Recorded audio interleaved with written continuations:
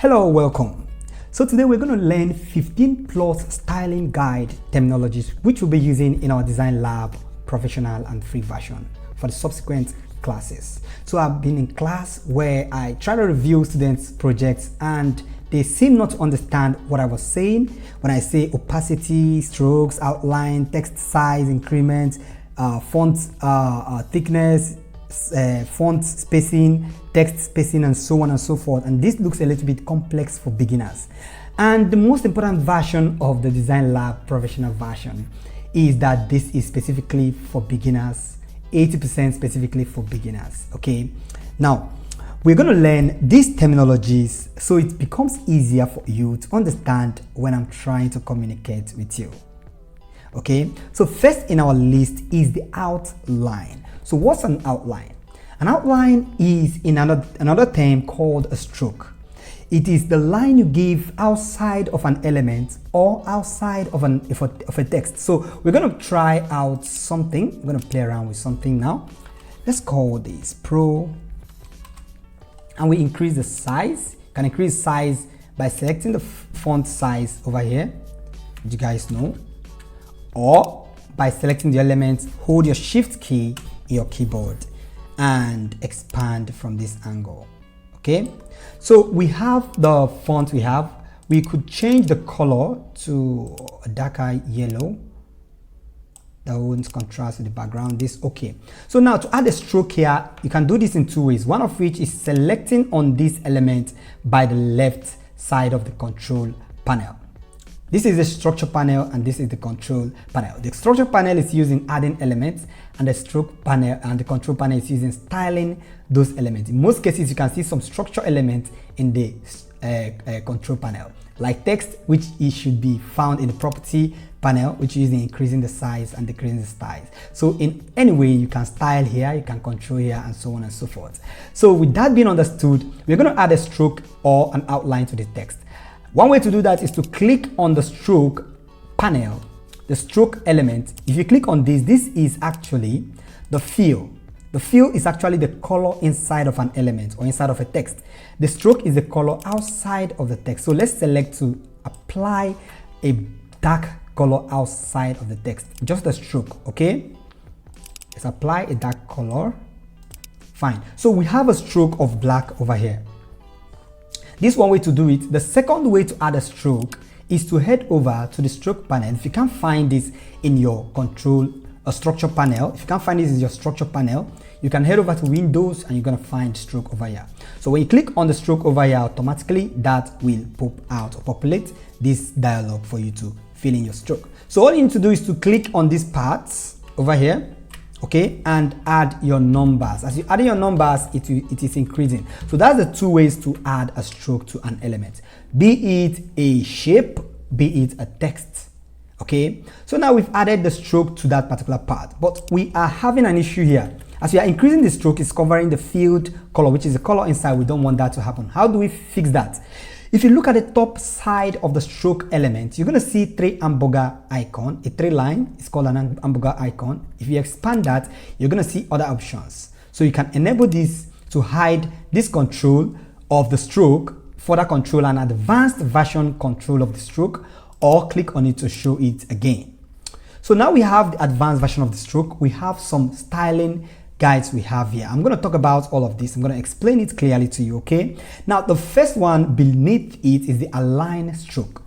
If you hit on the center, it's supposed to pop out the align, as you can see, but we're having a problem. What's the problem? It is not happening. We are not having the effects. Other styling are functioning, like you make the corners rounded, you make the corners skewed, you make the corners pointed. Everything is working perfectly, but this particular alignment functions doesn't operate. Why? Because it doesn't operate when a stroke is applied to a text element that is not rasterized. In Photoshop, we call it rasterization, but in Illustrator, it's called expand. Okay, so you need to expand this. There are two ways to expand. Head over to Object and click on Expand. Select on the element first, head over to Object and click on Expand. That's one way to expand a text. Click OK and it's expanded. We can now start adding the strokes. Second way to expand is to hold your Control and Alt then click on O. Control Alt then O, it will outline the text. Now we've outlined, we can now add our stroke. So as you can see, we've added our stroke and we still have the same problem. Let's fix it now and see if that works. So when we select on this, we are telling this outline to pop at the outside of the element. We still have the same size, the same feel, but the stroke is still the same, but popping outside rather than what it is as it is. We are telling it to be inside of this element. You're not going to see this, you're not going to feel it because the color, the stroke we used is too much actually. So to fix that, you can reduce the stroke to whatever color you wish, then you can see that apply. So preferably, I like using my stroke outside of the element. So that is it about the stroke and the outline. So when you ask to add a stroke to an element, remember, you can use any tool. Affinity Designer can use your Pixelab to add a stroke. So this is practically what the stroke is. And we learned also that you can pull the stroke inside, you can pull it outside, and you can pull it in the middle of the elements. Okay, so that is it about the stroke. The next is the opacity. Okay, opacity is the contrast you give to an element over another. Okay, so for instance, if we draw a circle, a white circle actually, let's make this white. Let's remove the stroke. You want to remove a stroke, don't click on the fill, click on the stroke element over here. Okay, then hit on the none. It will disable the stroke. That's how to remove a stroke. So now we want to make this color white. Very good. Now we can see it from the background. Now let's go and reduce our opacity. When we place it over here, we can notice that we have a white color over there, but we don't know exactly what's going on if we place that on a white background. Now if we go to the opacity, where you can find opacity, you can find it in transparency. Okay, if you go to window, you can find your transparency over here. So when we click on the transparency, or I call it opacity, then you can reduce the size of the transparency from here. Now, whatever size you reduce, as long as the color is the same as the color in the background, you're not going to notice the opacity. And opacity is the reduction in the contrast of a particular element. Be it a color, be it a text, be it a color, be it whatever. So when we place this over this, you're going to see that we are having a color above it and we are not noticing. We notice that there's something there, but we don't know exactly what color that is.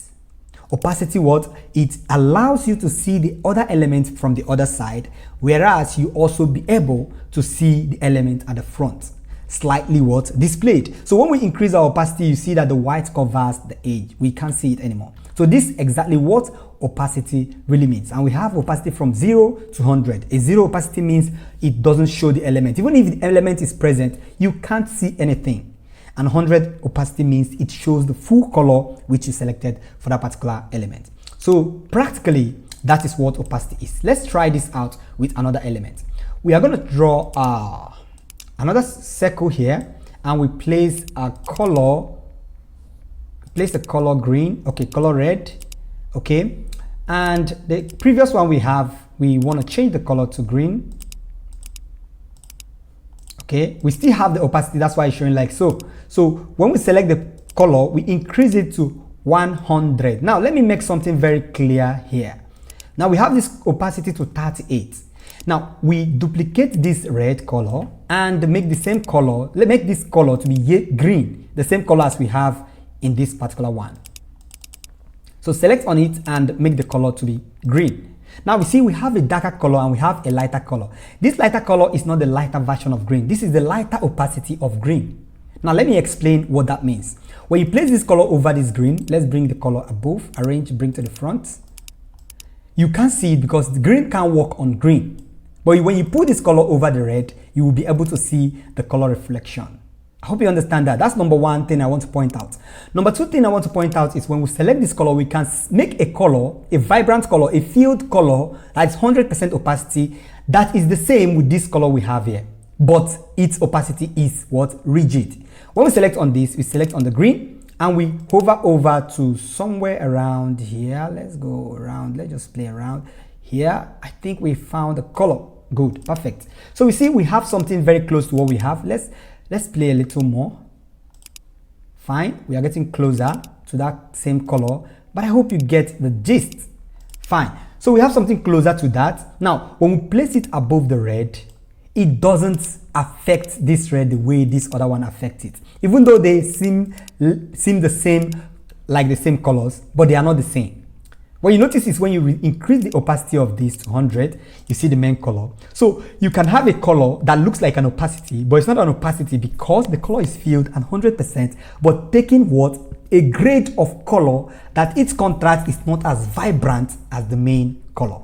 So as vibrant as this is, reduce the opacity, you can reduce opacity to match with the color which we have over here. As you keep reducing, it keeps what? Reflecting.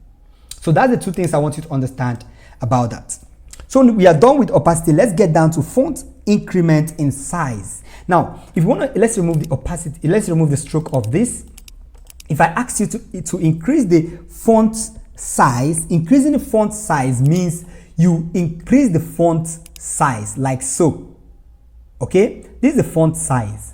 The font size means what? The height and the width affected proportionally. Now, when you leave a font, when you don't hold the shift key and you try to reduce, you skew the text, and this is bad. Don't do this. Okay, when you do that down, you still skew it downward. Don't do this also. When you want to do this in Photoshop, you can do that in Photoshop without holding any key, but in Illustrator, you must have to hold the shift key, then skew down for it to what? Respect all edges vertically and horizontally, and what? Respond proportionally. So we have the size, we are increasing the font size. So when I say increase the font size, this is practically what I mean. Okay, now that's one way to increase the font size. Second way to increase font size, since we have converted this is no more a font, we can't work on it. So let's type the same font here and let's increase the font size from here. How you increase font size? Make sure you select the text element from here. Select the text element, then you can select on the element itself, select everything like Ctrl A, then you can increase the font size from here. Here is where I'm increasing the font size. Okay, so we increase the font size from here. It's still the same thing as what we are doing below here. Okay, so that's how to increase a font size. When I say increase font size, just increase the font size proportionally. Do not skew it like so or skew it like so. So fine, now we have that understood. We move on to the next. The font increase in thickness. So when I say you should increase the font thickness, I wouldn't even have deleted the text. So when I say increase the font thickness, what you need to do for me is simple. There are two ways to increase the font thickness. By finding the same font, if it have families that are thick, we have Poppins, and Poppins have a thicker version, as you can see from here. Let me pull this down so you see clearly what we're doing. So when we select on Poppins, okay, we can see if we select on the thicker version, this is what we have. The lesser thicker version, this is the semi-bold and italic and the thin version. So for peradventure your font is like so, and I ask you to make it thick, all you need to do is to find the particular font and check if it have a thicker version of the family. This is okay for a thickness. But if it doesn't have a thicker version, simple thing you need to do is to apply the first course, which is outline, to the text. So click on the outline. Make sure you select on the same color which the text field is, like black. Okay? Select on the color, black, and that's good. Now you can increase the font thickness by what? Increasing the thickness of the stroke. You will notice that because what? You are just dealing with a font. But when you move it around, you notice that the font itself is thin. It's just the thickness that is functioning. Now, when we change the color of the thickness, it's only the thickness that changes in color. Okay? We can't do this because we have not outlined it like so. So it's the only thickness that is affected. When we move it around, we know the main size of the font. So to make sure everything applies everywhere, what we need to do is to select on the font, go to Object and expand it again. So when you expand it, click on this, which is the transform tool, go to Pathfinder and fill it over here. But before you do that, go back to Object again and expand one more time. Then you can now fill in the color. So when you go to Object, expand, go back to Object again, expand for the second time, then you can fill in the color by clicking on the Pathfinder, the Unite version. So now when we move it around, when we change the color is just 1. Okay, now we can apply another stroke to this particular color. Okay, we can apply another stroke if we want, as you can see, and so on and so forth. So we get to understand that that is font increments. We've learned the font increment and the font increase in thickness and the font increase in size. Now we're going to deal with font letter spacing, okay, and word spacing. So for instance, you have something like this, lorem ipsum. So we have this, we have two words here, okay. Let's make this a little thicker. Semi-bold. We have two words here, one of which is lorem, the second is ipsum. So for instance, I ask you to space out the text. All you need to do is select everything, go to the property panel, select on the text, use this particular variant, particular version of it, this one that spaces between lines, select on it, and you can now space on the text. By so doing, you are spacing between the text. The space between the text is what you are adding. Okay, so now if I ask you to space between letters, all you need to do is to select on the letter itself. In between the letter, you can add spacing. Okay, so this is how to space out letters, and the other is how to space out the text. So spacing out text, you see most of the design we do, you usually use this in the footer, which is the tagline or the motto.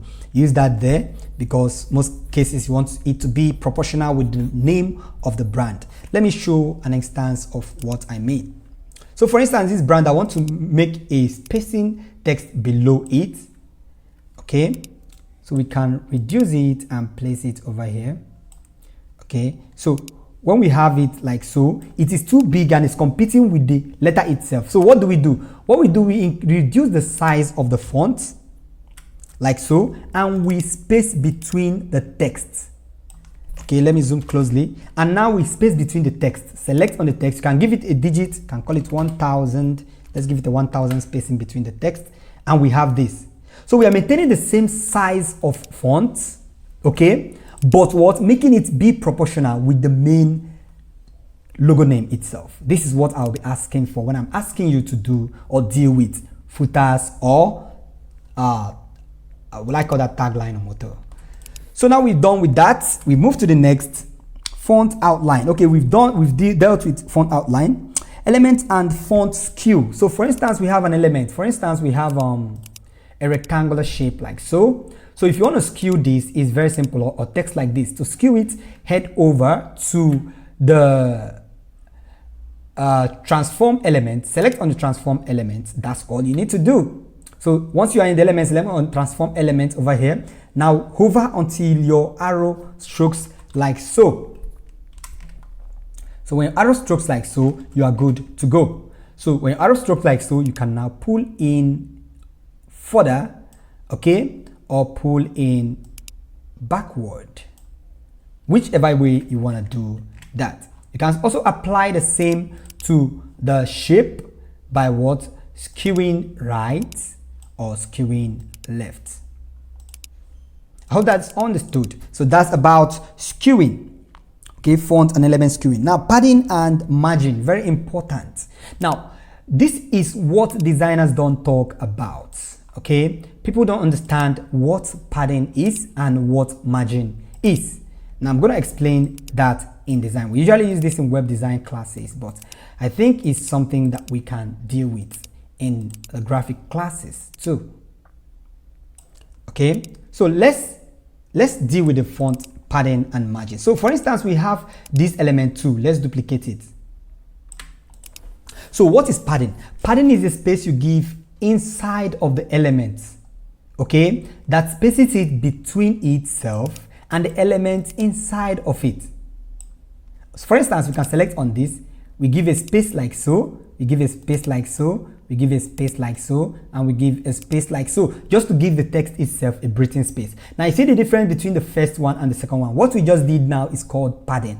Any space you give between the element inside of it, controlling it internally, is called padding. Now what is margin? Margin is the space you give from the outside of the element. For instance, we don't want this. This is as close as this, and we don't want it to be as close as this. We want it to space out from this particular element. So we can select on this and space it away from it. So the space we created in here is called margin. The margin is what space you create from the outside of an element, and the padding is the space you create from the inside of an element.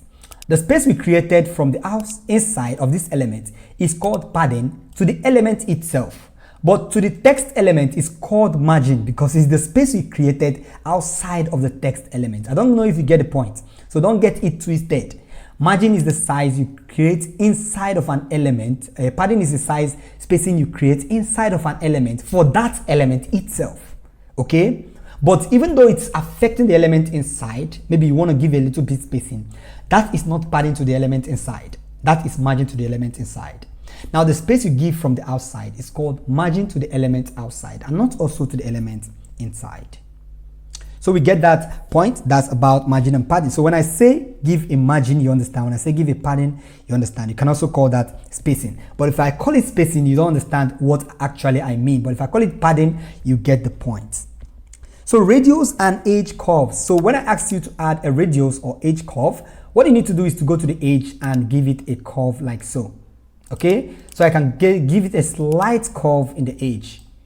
Give it a very, very tiny curve in the edge.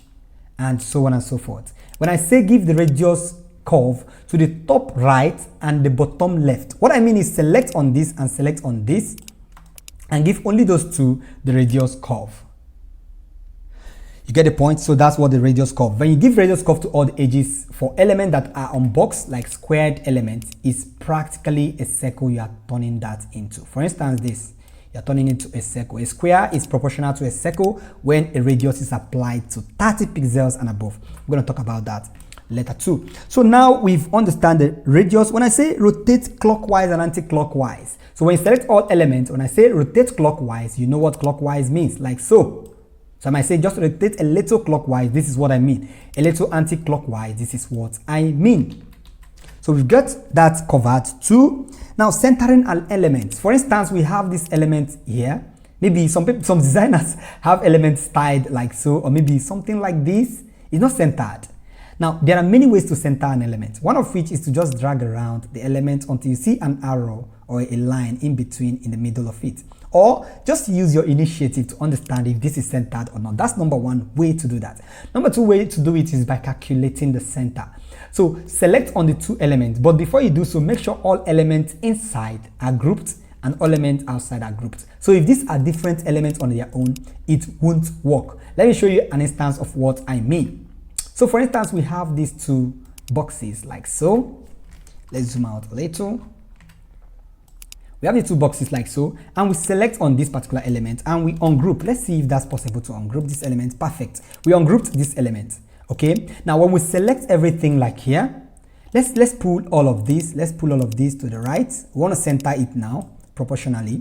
Select everything from here and we hit on the center. When you want to select the center, you see the alignment tool. You can also find that in the window alignment. You're going to find it at the top side. Very good. This is alignment, or you click on the Shift F to find the alignment. So when you click on the alignment tool, you're going to find something like this. You can also find that inside of the Pathfinder align, and you're going to see that from here. So when you select on the alignment tool, all you need to do is to click on the center element. The center element is particularly this one. This one will vertically what? Align this element to the center. When you hit on it, it should put everything to the center. Now look at the problem we are having. Why? Because the elements inside are not grouped. Now we will redo that and go back and group these elements. Select, select, and select. So we group these elements while leaving this one empty. So select everything again, then align to the center. Everything is aligned to the center without what? Pulling everything else to the center. So when the stuffs are not grouped, you see that everything is going to look a little bit scattered. So we have square here. Okay, we have another square like so. We have another square like so. We have a circle. Let's create a circle with this. Now I want to align everything to the center. Let's create another box outside it and place this box at the back. Not very, very back. Arrange, bring forward. Fine. So let's change the color of the box to be black so we can see what we're doing. Fine. So now we select everything here to center it. Everything is going to be in the middle right now. Okay, everything is going to be in the middle. This is the way it is what programmed to function. But if peradventure we select on this, and select on this and group these three, then select on this it is now seeing these elements, these three elements that we've grouped as one element. So now when we hit on the align tool, it is now what? Centering all these elements according to what? The padding within and around the shape that is what? Larger than all of them. That is what centering is. There's nothing like a background in centering. Centering is centering everything to be what? Equal in the middle, depending on their sizes. So that's what centering is. So when you have an element like so and you want to center, you can select everything once it is grouped. How you know an element is grouped is when you select on one of it, automatically it's going to highlight the rest of it. But when an element is not grouped, when you select on one of it, it's not going to highlight the rest. It's just going to highlight the one, and highlight the one. So whenever you're dealing with that, when you see this that we've already centered, select on one, it highlights all of them. But if these are not grouped, when you select one, it doesn't highlight all of them. So we have everything here highlighted. When we select on all of them, to group them, hold your Control key and click on G. That's how to group, Control G. And we have grouped. When you select everything is highlighted, select everything and you can now center a line and we are good to go. So now that's how centering. Now intersection and overlaying elements. When I say you should intersect or overlay an element, means I say you should push another element over the other element. For instance, we have this particular element. Let's change the color to green. I'm trying to rush so you can meet up with time. So if I say overlay an element or intersect this element, I mean whether it's an element or a text, just pull it over to the other one. Okay, intersect to the top right, intersect to the top left, intersect to the bottom left, intersect to the bottom right. So top right, top left, and bottom right. That's intersection. Okay, so when I say intersect, that's what I mean by intersect or overlaying an element. So when you overlay an element, is covering something. I cannot say reduce the opacity of the element which you use in intersecting the other. So select on the opacity and reduce it. The idea is for you to what? Be able to see that element and see the other one at the same time. So that's intersection, and that's what it really means. Now the next is move forward and move backward. For instance, you placed an element at the top of another element and I don't want it to be there. I can ask you to move this element to the back. There are two ways to do it. Click on the element, right click on the element. Whatever tool you are using, you're going to see the option to move an element layer to the front or the back. One of which way is to click on the element and arrange, then move it backward. Send it backward. This what to do, one way to do it. Second way to do is to select the element, go to the layer panel. Make sure you open all layers and find the element layer itself. So we have this element layer over here. So what we need to do is to move this element to the top of this other one, just like this. Very simple. Just drag it up. It is above this other one. Now I want it to be below the other one. Let's put this here. I want it to be below the other one. What you need to do is simply to move the green below this other one here. And you see the green is now moved below this other one. Want to move the green above it, and again move the green above the other one, and we have it above. That's one way to move it. Second way to move it, like I said previously, is right click on the element and select on the element first, right click on it and click on arrange, then send backward. Very simple, one way. But if you say send, arrange, send to the back, it means you should send it to the back of all elements. And this white background that we have here is an element I created. When I send it to the back, it goes to the back of everything, like as you can see here. And this is the triangular version, which is this particular element which we created. So when you move it away, you're going to see the green which is at the back. So you get the point now. So that's how to move forward and also how to move backward. So finally, we have the strike through. So for instance, I want you to strike an element through another element. Okay. I used to call this stroke. I outlined before now, but now I won't call that anymore. So to strike through an element, for instance, you can do like so. For instance, you have a line like so and curved, and I want it to be striked inside of this particular element. Let's change the color of this to green. Okay, I want it to be striked inside of this element. When you pull it over here, there are two ways to do that. Pull it over here, select the two elements. Make sure the element you want to create the space from, usually strike through when you want to do a negative space. Create the stroke from is actually above What you need to do, select everything, select on the shape builder tool. I've talked about this before now, and hold the Alt key, then strike through it. That is how to strike through an element. So that is it, guys, about our course and tutorial for today. I hope you guys enjoy it. Meet you in the next one.